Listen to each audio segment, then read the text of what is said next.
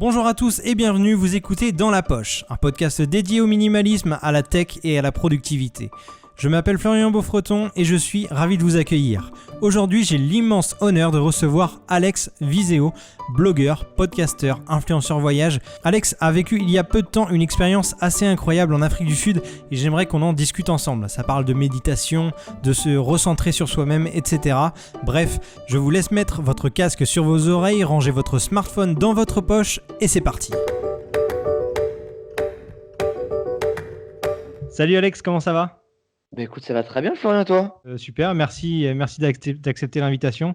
Ça me fait plaisir en sachant que je regarde quand même pas mal ce que tu fais et que j'écoute beaucoup tes podcasts. Donc c'est un vrai plaisir. Plaisir partagé, j'aime beaucoup ta thématique, donc c'est avec grand plaisir que j'ai accepté l'invitation. On va commencer directement dans le vif du sujet. Ce que je disais un petit peu en intro, tu es un blogueur, un podcasteur, un influenceur voyage. Tu as beaucoup de casquettes quand même.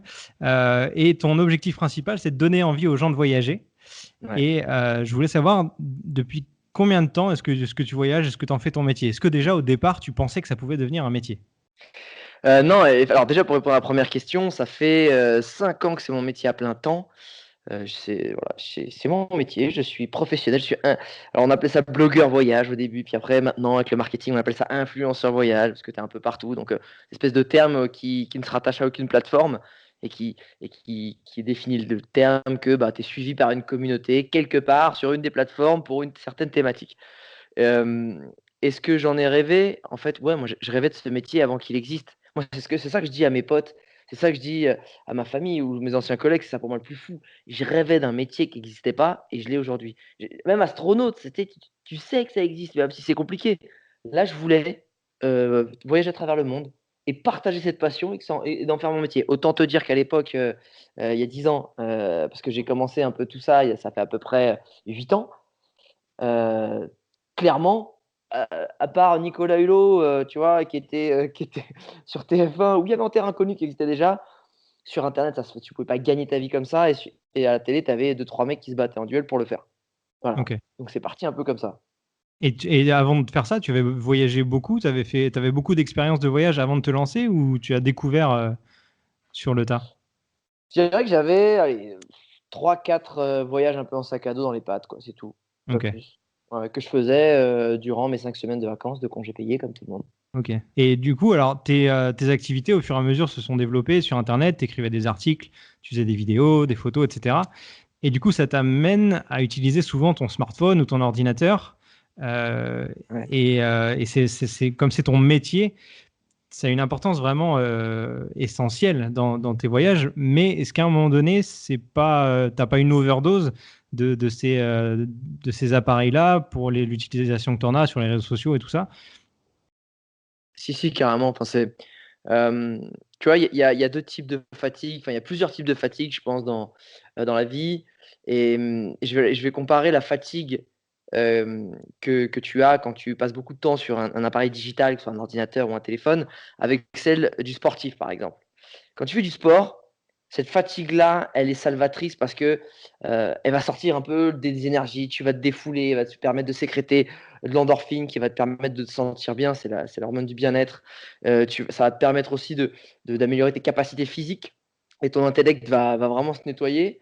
Inversement, quand tu es devant un ordi, bah, moi je suis désolé, moi qui passe beaucoup de temps devant l'ordi et devant mon téléphone, ça te procure une espèce de fatigue nerveuse qui est liée un peu à du stress, qui est liée à une espèce d'abrutissement au niveau aussi des yeux et clairement quand tu finis, si tu fais une grosse journée devant un ordi ou une grosse journée de sport, mais il y en a une où tu vas te sentir clairement, KO et tu as envie de prendre une douche et de dormir sur le canapé, mais tu as un espèce d'état d'euphorie et de bien-être et l'autre où tu es vraiment stone, tu es à moitié abruti en fait, tu vois? C'est une fatigue qui t'abrutit donc clairement, le téléphone et l'ordinateur sont des appareils surpuissants à la portée de tous, qui me permettent d'avoir la vie de liberté que j'ai, la vie d'entrepreneur et d'influenceur que j'ai. Mais comme dans tout métier, peu importe qu'il soit dur, compliqué ou extraordinaire et génial, il y a toujours des aspects négatifs, des choses qu'on aime moins et au final, c'est des outils qui effectivement, voilà, te pompent de l'énergie, sont compliqués sur le long terme s'ils sont mal gérés, mais me permettent cette liberté donc il y a un moment, il faut aussi accepter. Ok. Et donc, alors récemment, tu as vécu une expérience quand même assez extrême, je crois. Tu es parti en Afrique du Sud. Alors, tu as vécu une expérience volontaire, hein. Je le précise bien que c'était de Ouais, ta propre volonté. extrême. Raconte-nous un peu ce que tu as fait par rapport à ça, par rapport à cette surconnexion qu'on a tous les jours. Alors, j'y allais pas spécialement, pour me déconnecter. J'y allais parce que en fait, je voulais être un peu au calme pour y voir un peu plus clair sur mes nouveaux projets, sur la nouvelle direction que je voulais donner à mon activité, à mon business, à mes rêves, à mes envies. Et pour moi, les bonnes idées, elles viennent vraiment que dans le calme, quand tu es serein. Et quand tu es dans le bouillon de l'activité quotidienne avec les feux que tu dois gérer et cetera, et même les impératifs perso, c'est plus compliqué. Donc j'ai décidé de faire, ce qu'on a une retraite vipassana. Donc c'est comme ça qu'on appelle ça. C'est, une retraite de 10 jours en silence. Tu as des centres partout dans le monde. Moi, si je l'ai fait en Afrique du Sud, c'est tout simplement parce que j'avais envie de le faire rapidement et vu que c'est gratuit, simplement sur donation, ben, les centres, dès que les ouvertures, des enregistrements, les inscriptions sont ouvertes, c'est pris d'assaut. Il y en a en France, il y en a en Espagne, il y en a plein en Europe. Mais moi, du coup, bah, j'ai cherché je voulais le faire, le plus rapidement possible. J'ai regardé, bon, bah, il y en a un dispo en Afrique du Sud. Allez, il y a là, on y va. Donc c'était pour ça que je suis allé si loin, mais on n'a pas besoin de le faire. Ok. Et c'est une retraite où on va t'enseigner une technique de méditation. Donc c'est une technique de méditation laïque qui est tirée, de Bouddha, mais Bouddha est un messie, c'est pas une religion et de toute façon, on n'est pas là pour te remettre en question tes croyances profondes, c'est pas du tout ça. Donc c'est une technique de méditation que tu vas appliquer, pendant 10 jours, 12 heures par jour. Alors 12 heures de méditation, c'est pas d'affilée, c'est 1 heure et demie, 1 heure, 2 heures, un break, et cetera. Mais c'est quand même au total Ok. 12 heures par jour. Tu attaques à 4h30, tu finis à 9 heures le soir et tu n'as pas le droit de parler, tu n'as pas le droit d'avoir de contact visuel, auditif ou peu importe avec tous les autres personnes qui sont là. Tu as pas le droit d'avoir de divertissement, donc tu as pas le droit aux livres, tu as pas le droit, d'écrire tes pensées. L'idée, c'est vraiment de faire une introspection aussi, un nettoyage de l'intérieur. Donc pour ça, ben, on va se concentrer sur l'intérieur et on va éviter tous les divertissements externes. Voilà ce que j'ai fait. Waouh. Ok. Ouais, c'est assez extrême quand même parce que pas le droit de parler, pas le droit de lire, pas le droit de regarder quoi que ce soit, pas le droit de se divertir. Euh, c'est, tu t'attendais à ce que ce soit dur? Comment tu t'es préparé? Est-ce que tu t'es préparé pour ce genre de choses? Et aussi une autre question que si tu veux enchaîner là-dessus, pour tous ceux qui n'ont jamais fait de méditation, en quoi ça consiste exactement? Alors déjà, non, je me suis pas du tout préparé à le faire, et surtout j'y suis allé sans attente. C'est ça le plus important parce que Ouais.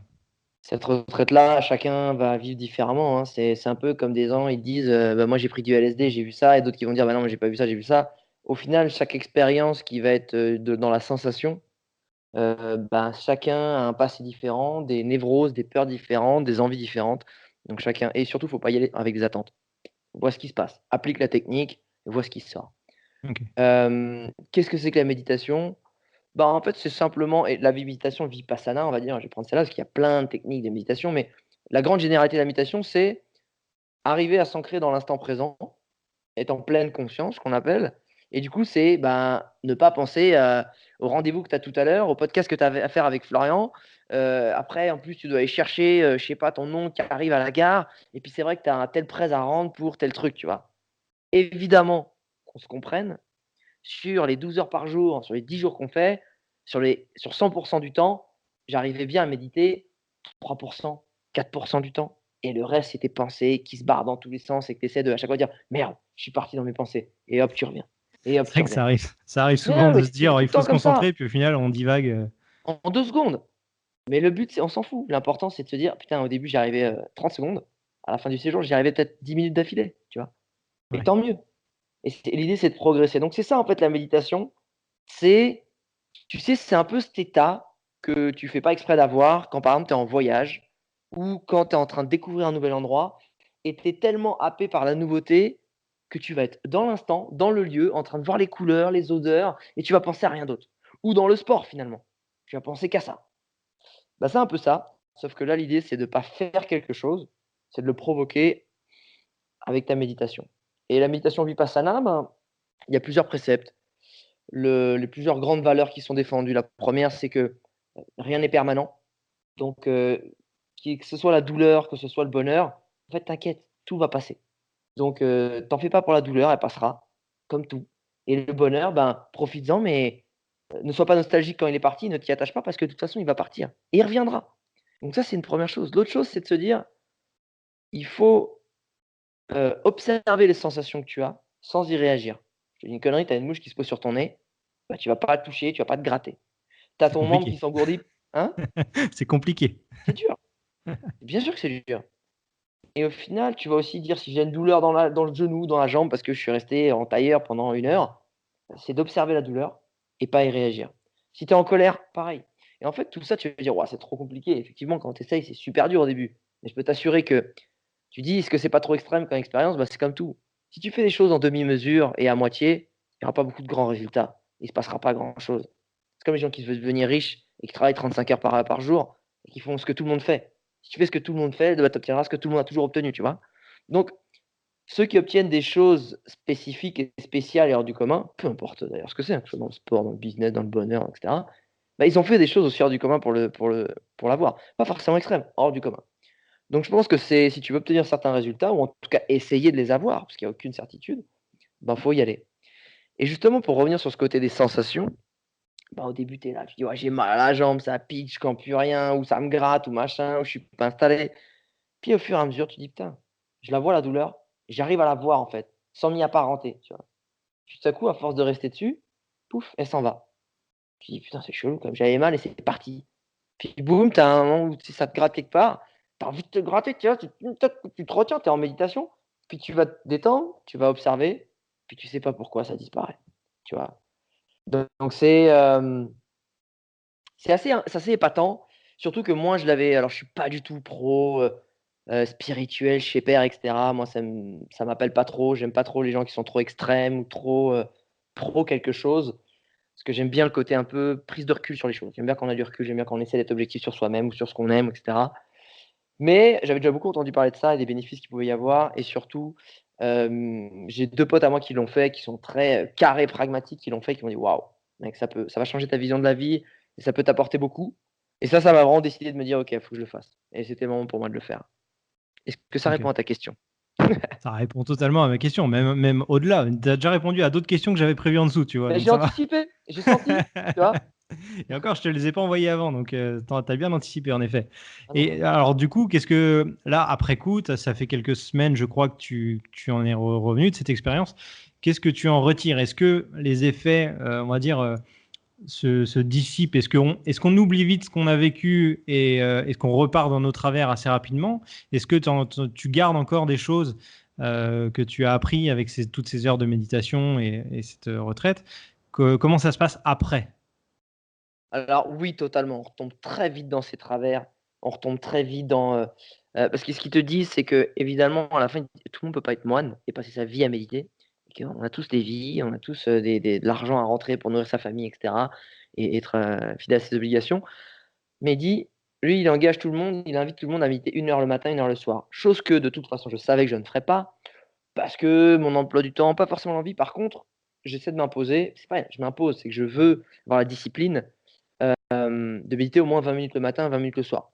Le nombre de temps que je passais aussi, que je passe des fois sans même m'en rendre compte à scroller sur Instagram pour rien et ce qui n'apporte rien si ce n'est peut-être, un côté dépressif, abrutissant et tout ce que tu veux.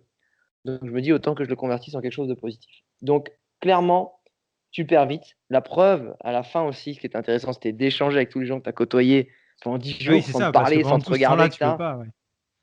Et c'est super intéressant de voir comment chacun l'a vécu, chacun ce qu'il a ressenti et cetera. Et il y en a qui c'était pas la première fois qu'il le faisait, c'était la deuxième fois, voire la troisième. Et il disait: «Mais en fait, tu perds très vite». Et il dit: «Alex, perds pas ce réflexe de méditer parce qu'un jour tu vas dire: "Ah je le fais pas parce que ceci", puis tu continues à pas le refaire, puis un jour tu te retournes et tu dis: «Mais ça fait 6 mois que j'ai pas médité» et finalement tu t'aperçois que, ben, les avantages, l'espèce de bien-être, l'espèce de quiétude, l'espèce de bien dans ta tête, tu le perds en fait. Bah, parce que c'est ta faute, parce que tu l'as pas fait en fait, tu as pas fait l'exercice. C'est comme un athlète qui fait pas ses pompes, ses exercices, et Ouais, s'il a perdu en masse, bah, c'est sa faute en fait, parce qu'il a pas fait ce qu'il fallait faire. Donc oui, tu le perds vite. OK. Et est-ce que tu te considères addict, toi, aux réseaux sociaux? Est-ce que tu scrolles, tout le temps sur ton téléphone? Est-ce que tu perds beaucoup de temps dans ta journée avec ça? Est-ce que tu considères que c'est un danger ou parfois, des choses qui peuvent être positives, de te donner de l'inspiration et autres? Qu'est-ce que tu penses de tous les gens qui passent beaucoup de temps sur leur smartphone et sur les réseaux sociaux en général? Je je pense que je suis pas addict, mais je suis pas mieux que monsieur tout le monde ou qualquer personne lambda. Euh, c'est tellement bien fait. Il y a des mecs tellement surintelligents qui développent des algorithmes tellement bien faits que de toute façon, même si je veux pas, mon cerveau se fait trigger, tu vois. Et je me fais happer, je me fais hameçonner. Et oui, même en me disant des fois, je vais faire que ça, je vois un autre truc, je me fais happer, je passe 5 minutes dessus et je me suis fait niquer. Je suis pas plus intelligent que quelqu'un d'autre, même si je le sais, même si je fais plein de trucs. Donc ça, là-dessus, on est d'accord. Qu'est-ce que je pense de ces outils? Je pense qu'en fait, si tu dis que tu acceptes de te faire lobotomiser un certain moment dans la journée, parce que quand je dis lobotomiser, c'est que ça peut être euh, enrichissant en fonction des comptes que tu choisis, ça peut être inspirant, instructif, ça peut être plein de trucs. Il y a plein de bons contenus. C'est toi qui décides aussi le contenu que tu veux voir, tu vois. Parce que l'algorithme va faire que te nourrir de ce que toi tu regardes déjà. Donc oui, ça peut être inspirant. Par contre, il y a une étude qui a prouvé que regarder 10-15 minutes Instagram, ça pouvait être motivant, ça pouvait être, tu apprenais des choses. Au-delà de ces 20 minutes, en fait, ça a l'effet inverse. Là, ça switch. C'est un effet déprimant. C'est un effet dévalorisant parce que tu te dis: «Waouh, les gens font tout ça, moi j'ai rien fait». Tu te sens dans l'inaction alors que tu vois tous ces gens faire des choses incroyables. Donc, je pense que c'est comme tout, c'est comme un verre de vin, c'est comme si tu veux fumer un pétard, c'est comme ce que tu veux. C'est si tu bois un verre de vin, tous les soirs ou même une fois de temps en temps là, dans la semaine et cetera, ça va pas te tuer, ça va pas avoir d'effet négatif. Si tu commences à te péter la bouteille de vin, c'est compliqué. Si tu fumes un pétard de temps en temps, à ta soirée avec tes potes, bon, ça va pas te tuer, tu vas pas être, addict et addict, tu vas juste t'amuser ce soir-là. Par contre, si tu fumes des 3-4 pétards tous les soirs, ah bah, c'est plus le même game, en fait. Donc, et c'est la même chose, ça a le même impact. Il a été prouvé que quand tu reçois une notification d'un like, d'un commentaire, d'un ce que tu veux, d'un j'aime, ton cerveau sécrète de la dopamine. Dopamine, c'est l'hormone, du plaisir aussi qui est, sécrétée quand tu bois de l'alcool, quand tu, fumes des cigarettes et cetera et ce qui est fou, c'est qu'on réglemente, la consommation d'alcool et de cigarettes auprès des jeunes et on ne le fait pas pour le téléphone portable, alors que ça nous rend autant addicts et il peut y avoir des effets aussi nocifs mentaux. Pas forcément sur la santé, ça ne se voit pas, mais c'est bien plus sournois, en fait. Ouais. C'est sur ta tête, en fait. Et ce qui est marrant, c'est que et c'est ça, ça revient aussi au fait, c'est ça que ça m'a appris Vipassana, c'est on passe notre temps depuis ces 50 dernières années à peaufiner et à faire attention à notre apparence extérieure et notre forme physique. Ça nous obsède. Avant, va dire dans les années 50, je vais faire un footing à un mec, il va dire: «De quoi tu me parles? Tu viens de faire, tu viens de faire, 9 heures à l'usine, viens, boire un canon, pourquoi tu veux courir? Pourquoi tu t'habilles? Pourquoi tu as acheté plein de fringues? Tu vas dépenser de l'argent», tu vois? Maintenant, c'est plus ça. Ce que j'ai jamais compris, c'est aujourd'hui, c'est et finalement, c'est pourquoi on passe autant de temps à policher la carrosserie de ta Ferrari alors qu'à l'intérieur, le moteur, il est pourri, tu as une 205 parce que tu as des blocages, tu as des névroses, tu as des choses qui tu as des barrières, tu as des pensées limitantes et je pense que c'est mal fait. Enfin, d'un côté, la société est bien faite. Elle veut pas des gens rebelles qui sont trop intelligents. Elle veut des gens qui fassent ce qu'on leur dit. Mais pour moi, la logique devrait être inverse. Prends l'énergie et le temps de cleaner et de nettoyer ton esprit pour être bien dans ta peau, fidèle à tes valeurs et ensuite, mets la carrosserie dessus et tout ce qui va avec, tu vois? C'est beau ce message. Ouais, mais j'essaie d'être poète un peu de temps en temps, tu vois? On se lâche un Tu peu, es quoi. blogueur, poète, influenceur, tout ça en même Mmh. temps. Complètement, je suis très bucolique, je suis très champêtre. Voilà. Alex, sans aller jusqu'à faire cette expérience, pour les gens qui, bon, qui ont pas forcément, envie de se lancer dans ces 10 jours de mutisme, quels conseils tu peux leur donner pour, justement, pour se recentrer sur eux-mêmes, faire le point un peu sur, qui ils sont et ce qu'ils ont envie de faire? Ben, déjà, il y a plusieurs solutions. Alors, si tu veux te mettre sur de la méditation, il y a plein d'applications maintenant, gratuites ou gratuites et un peu payantes, donc en fonction de l'option que tu prends. Donc, c'est commencé comme ça. Moi, j'ai commencé, j'ai acheté un bouquin, «L'art de la méditation» de Mathieu Ricard et tu appliques, ces techniques, c'est des petits exercices de méditation, donc, qui m'ont fait énormément de bien et que j'avais commencé, que j'avais lâché et cetera. Mais donc il y a déjà ça, super simple, tu fais ce que tu veux et c'est comme la retraite vipassana, personne t'oblige à rien, en fait. Quand je dis c'est interdit, c'est que c'est toi, en fait. On te demande de. Tu veux bouger pendant la méditation, tu veux, en parler, on va te demander de pas le faire, mais tu fais ce que tu veux, en fait et déjà, ça, c'est une première chose. La deuxième chose pour te recentrer, c'est écoute-toi. Écoute cette putain de petite voix qui te fait dire des choses et que tu es toujours en train de faire taire et te dire: bah non, je vais pas faire ça parce que mon boss me dit veut pas, parce que mes parents, bah, ça va les décevoir, parce que ma meuf, en fait, je vais la rendre triste, parce que ce que tu vois? Tout ça, en fait. Écoute ta voix. La vie, elle est simple. Je dis pas qu'elle est facile, elle est simple. C'est-à-dire que ce que tu sens être la bonne voie est la bonne voie pour toi. Prends-la. Peut-être qu'il va y avoir un putain d'obstacle difficile, mais c'est par là, c'est simple. Vas-y, fonce. Fais le taf qu'il y a à faire pour surmonter l'obstacle, etc. Mais c'est simple. Et si tu fais à chaque fois ce que ton corps te dit qu'il faut faire, la vie, elle sera simple, elle sera intuitive et tu seras super heureux. Ça, c'est sûr, en fait. Ça, c'est sûr et certain. Ok. Et ensuite, je sais pas, un autre point peut-être pour se recentrer, comme je disais tout à l'heure, c'est, je pense qu'il y a pas de meilleure façon de trouver, d'idées, de bonnes idées et de comprendre ce qu'on veut et de connaître ses valeurs et de savoir vers où on veut aller que, d'être dans un moment de calme, dans un moment de quiétude. Et pour ça, bah, voilà, il y a pas 50 choix. C'est quoi? Pars en maison de campagne où, bah, tu pas de réseau parce que dans ce moment, tu seras pas tenté. Passe un bon moment avec des amis pour te vider la tête et le matin ou le soir, cale-toi, je sais pas, devant le champ ou devant la mer qu'il y a que tu as à dispo et à ce moment-là, putain, il y a des choses qui vont venir. Les bonnes idées viennent dans le calme sans que tu cherches ces idées. Parce que ton subconscient, il mouline en permanence et que toutes les graines que tu plantes au quotidien, des volontés que tu veux, eh ben, un jour, elles vont germer au moment où tu t'y attends pas, au moment où c'est le calme, au moment où ça peut germer. Il y a les bonnes circonstances. Le problème, c'est que le cerveau, il fait tout pousser. Donc, si tu plantes de la peur, des frustrations, de la colère, qu'est-ce que tu vas récolter? Qu'est-ce que tu vas récolter, Florian? Dis-moi. Bah, tu vas récolter de la peur, de la frustration et des barrières et tu vas rien faire. Donc c'est ça qui est génial et quand tu as capté ça, je dis pas que c'est fa ça encore une fois, c'est simple, je dis pas que c'est facile. Ouais, c'est ça la différence. Ouais, ouais. Mais si tu as capté ça, tu peux tout faire dans la vie. Tu peux tout faire. Ok.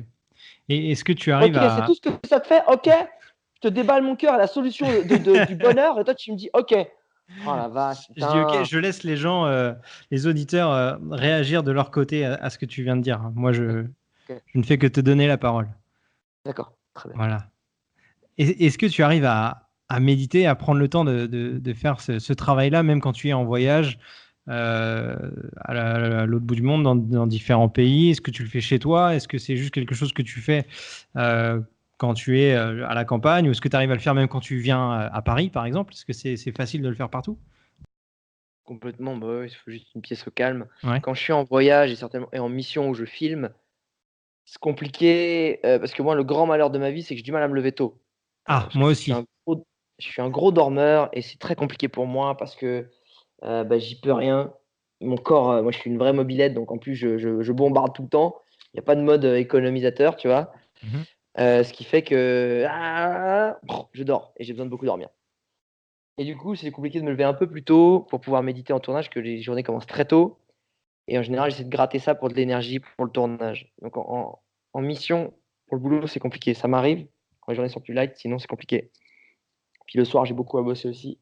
Par contre, dans ma vie quotidienne, tu vois, depuis que je suis rentré depuis une grosse semaine, 10 jours, je le fais tous les jours. Des fois, je le fais que le matin ou que le soir. J'essaie de le faire les 2.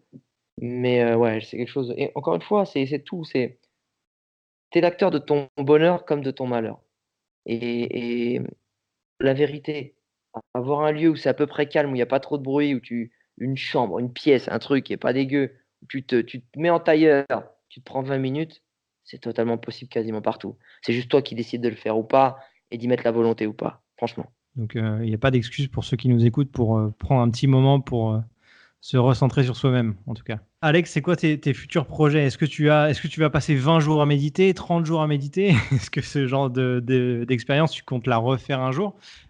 Quels sont tes projets à venir? Écoute, pour ce qui est de Vipassana, déjà c'est 10 jours, tu vois, en fait, c'était dur, mais quand tu l'as fait, tu dis: «C'était pas si dur par rapport aux bénéfices que tu as eu». Mais je ferai bientôt une vidéo YouTube où je détaillerai vraiment précisément ce que ça m'a fait, tous les bénéfices, corporels, mentaux et tout ça. J'irai dans le détail et puis savoir un peu comment ça se passe. Hem, Est-ce que je le referai tout de suite? Je sais pas. Est-ce que je ferai 20 jours? Je pense jamais. Faut que je sois honnête avec moi-même, mais faut jamais dire jamais. Faut toujours laisser la porte ouverte. Quels sont mes projets? Bah, écoute, la semaine prochaine, je pars dans l'Eure, parce que je fais une mission aussi dans l'Eure. Je vais aller baroudé un peu dans le département de l'Eure, donc en Normandie, à Ok. 1 heure de Paris, au nord.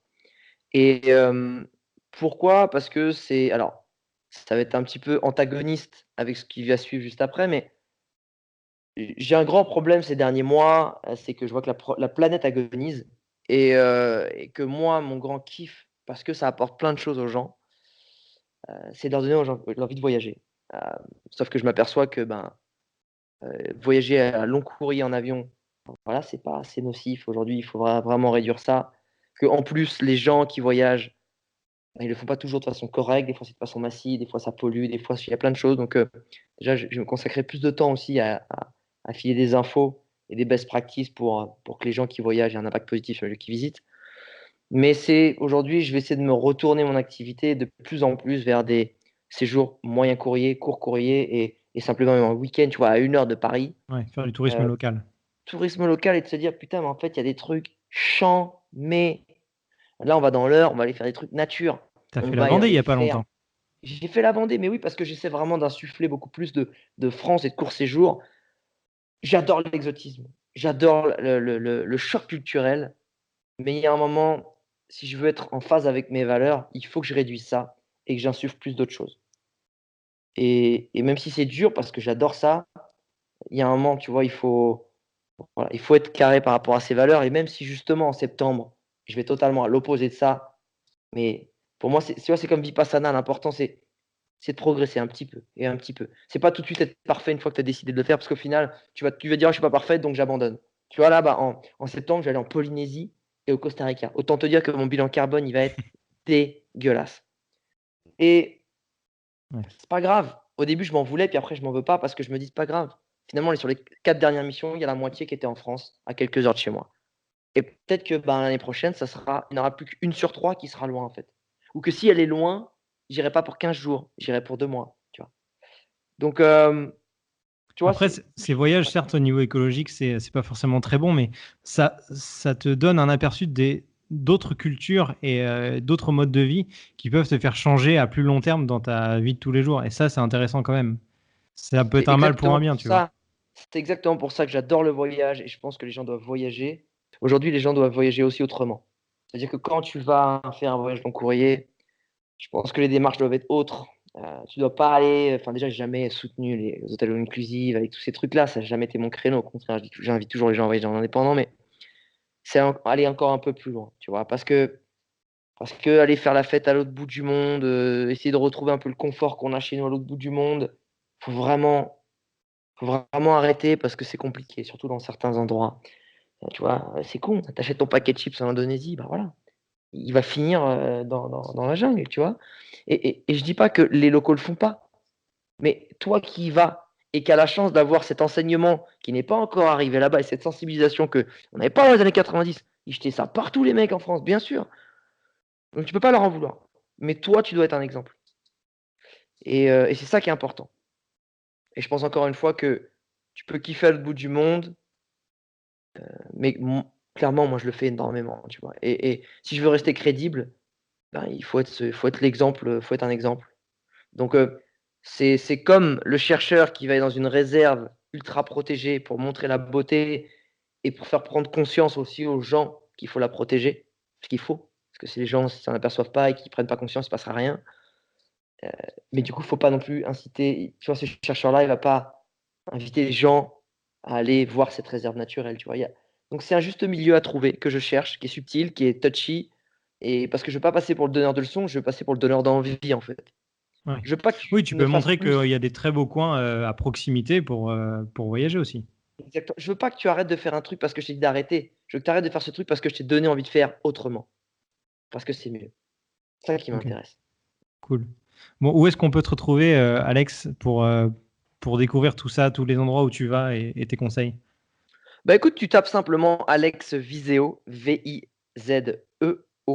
sur internet et en fonction du média que tu préfères, tu vas me retrouver donc soit sur mon blog, où tu vas retrouver là toutes les adresses pratiques, et mes vidéos et les destis, soit sur YouTube, ça va être 100 vidéo, soit sur Insta, ça va être un petit peu les stories au quotidien et les petites aventures, les petites humeurs et cetera et puis aussi tu as Facebook sur les grandes actus, les grandes vidéos qui sortent donc c'est à toi de décider en fonction de ce que tu préfères et de la plateforme qui te ressemble le plus.